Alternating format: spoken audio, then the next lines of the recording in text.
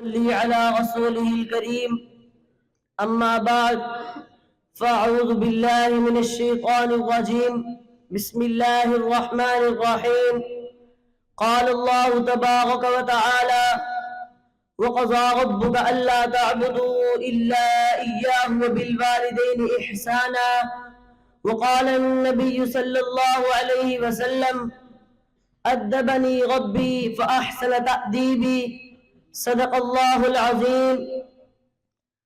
علم و ادب سے جنہیں واسطہ نہیں، علم و ادب سے جنہیں واسطہ نہیں، منزل ہے ان کے آگے مگر راستہ نہیں۔ محترم سامعین، قابل احترام اساتذہ کرام اور میرے ہم مکتب دوستوں، السلام علیکم۔ آج میں جس موضوع پر اپنے خیالات کا اظہار کرنے لگا ہوں وہ ہے با ادب با نصیب۔ یہ مختصر سا مقولہ ہمارے معاشرتی، تعلیمی اور دینی پہلوؤں پر گہرا اثر ڈالتا ہے۔ جس شخص کے اندر ادب کی خوبصورت صفت ہوتی ہے وہ دنیا و آخرت دونوں میں عزت، کامیابی اور نصیب کی بلندیوں کو چھوتا ہے۔ سامعین مکرم، میں پوچھنا چاہوں گا کہ ادب ہے کیا؟ کیا ادب صرف ظاہری احترام یا الفاظ کی خوبصورتی کا نام ہے؟ نہیں، بلکہ یہ دل کی پاکیزگی، عاجزی اور انکساری کا نام ہے۔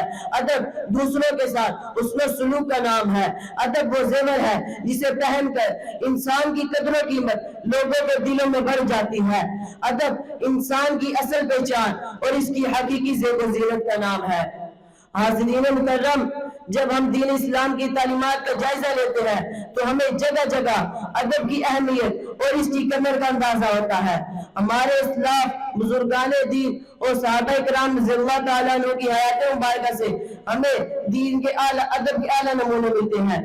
آئیے میں آپ کو ان کے ادب کے واقعات سناتا چلوں۔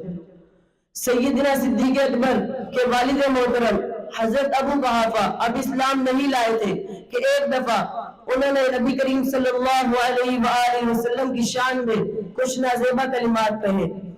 حضرت ابوبکر صدیق ان ناشائستہ الفاظ کو سن کر بہت خفا ہوئے، حتیٰ کہ اپنے والد کے چہرے پر ایک زوردار تھپڑ رسید کر دیا۔ انہوں نے نبی کریم صلی اللہ علیہ وآلہ وسلم سے شکایت کی تو نبی کریم صلی اللہ علیہ وآلہ وسلم نے حقیقت احوال معلوم کرنے کے لیے حضرت ابوبکر رضی اللہ تعالیٰ عنہ سے پوچھا کہ آپ نے ایسا کیوں کیا؟ انہوں نے جواب دیا، یا رسول اللہ صلی اللہ علیہ وآلہ وسلم، اس وقت میرے پاس تلوار نہ تھی، ورنہ ایسے نازیبہ کلمات کہنے پر میں ان کی گردن اڑا دیتا۔ سامعین مکرم، تاریخ گواہ ہے کہ ادب ہی نے انسانوں کو بلند کیا اور ولیوں کو ولی کامل بنایا۔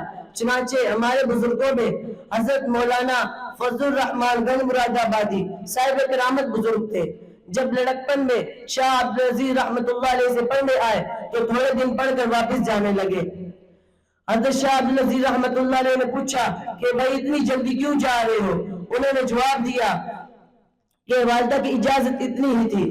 والدہ کے ادب ہی نے مولانا کو صاحب کشف بزرگ بنا دیا۔ جناب والا، معلوم ہوا کہ ہمارے دین میں ادب و احترام کو ایک اخلاقی وصف نہیں بلکہ عبادت قرار دیا گیا ہے۔ والدین کے ادب سے اللہ کی رضا ملتی ہے اور اساتذہ کے ادب سے علم میں برکت ہوتی ہے۔ یاد رکھیں کہ ادب نہ صرف علم کو مزید روشن کرتا ہے بلکہ یہ اللہ تعالیٰ کی رضا اور رحمت کو بھی کھینچ لاتا ہے۔ تو آئیے آج ہم یہ عہد کریں کہ ادب کی خوبصورت صفت سے اپنی زندگیوں کو سنواریں گے تاکہ دنیا و آخرت میں بانصیب بن سکے۔ آخر میں بس اتنا کہنا چاہوں گا، اب جس کے دل میں آئے وہی پائے روشنی، اب جس کے دل میں آئے وہی پائے روشنی، میں نے تو دل جلا کے سر عام رکھ دیا۔ وما علینا الا البلاغ۔